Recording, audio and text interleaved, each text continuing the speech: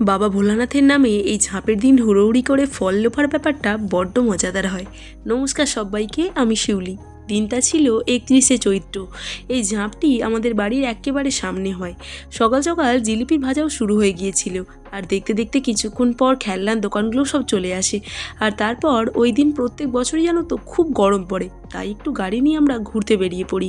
আর এদিকে এসে দেখি সন্ন্যাসীরাও ভাড়ায় উঠে পড়েছে, প্রচুর লোকজন এসেছে, মেলা একেবারে জমজমাট। আর এরপর শুরু হয় বাতাসা ছড়ানো, পেপসি আইসক্রিম ছড়ানো, আর এই ফল লোফা নিয়ে প্রত্যেক বছর এত মজা হয়।